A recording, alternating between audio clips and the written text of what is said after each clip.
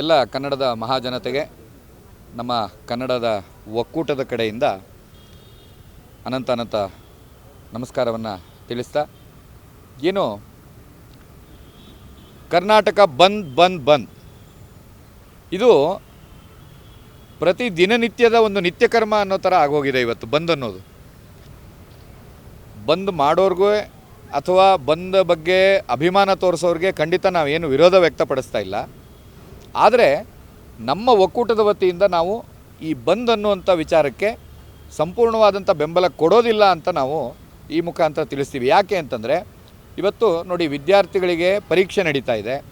ಇವತ್ತು ಜನಸಾಮಾನ್ಯರ ಬದುಕು, ಈ ರಾಜಕೀಯ ಒಂದು ಹೊಲಸು ವ್ಯವಸ್ಥೆಯಿಂದ ಜನಸಾಮಾನ್ಯರ ಬದುಕು ಬಹಳಷ್ಟು ಒಂದು ಕೀಳುಮಟ್ಟಕ್ಕೆ ಹೋಗ್ಬಿಟ್ಟಿದೆ. ಇವತ್ತು ಅವ್ರ ಪರಿಸ್ಥಿತಿ ಭಾಳ ಕಷ್ಟ ಇದೆ.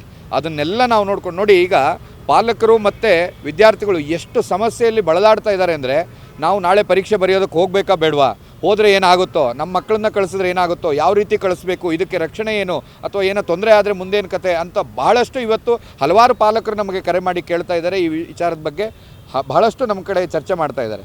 ಆ ಕಾರಣದಿಂದ ಈ ಬಂದ್ ಅನ್ನುವಂಥ ವಿಚಾರದಿಂದ ಯಾರಿಗೆ ಲಾಭ ಯಾರಿಗೆ ನಷ್ಟ, ಆಯಿತಾ? ಆ ನಷ್ಟವನ್ನು ಭರಿಸುವಂಥವ್ರು ಯಾರು? ನಾವು ನಷ್ಟವನ್ನು ಭರಿಸಿದ್ರೆ ಯಾರಿಗೇನು ಪ್ರಯೋಜನ ಅಲ್ವಾ? ಅದನ್ನು ಬಿಸಿ ಮುಟ್ಟಿಸುವಂಥ ರೀತಿ ಹಲವಾರು ರೀತಿಗಳಿದ್ದಾವೆ. ಬಂದ್ ಒಂದೇ ಇದಕ್ಕೆ ಅಸ್ತ್ರ ಅಲ್ಲ.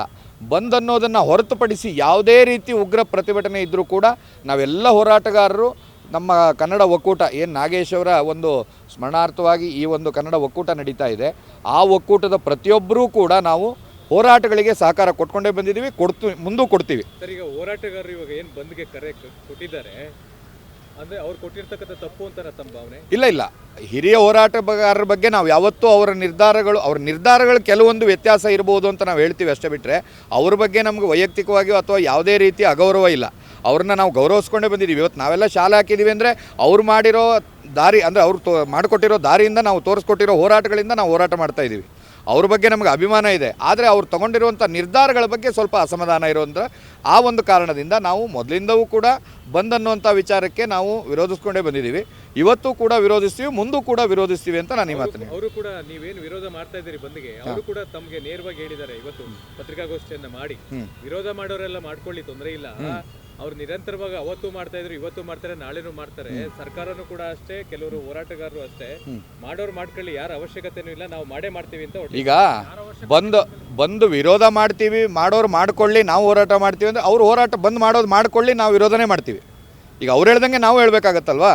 ಅವರು ಅವ್ರೇನು ಬಂದ್ ಮಾಡ್ತೀವಿ ಅಂತ ಹೇಳಿದಾರಲ್ಲ, ಬಂದ್ ಮಾಡ್ಕೊಳ್ಳಿ, ನಾವು ವಿರೋಧನೇ ಮಾಡ್ತೀವಿ, ಆಯಿತಾ? ಬಂದ್ಗೆ ನಾವು ಯಾವುದೇ ಕಾರಣಕ್ಕೂ ಬೆಂಬಲ ಕೊಡೋದಿಲ್ಲ.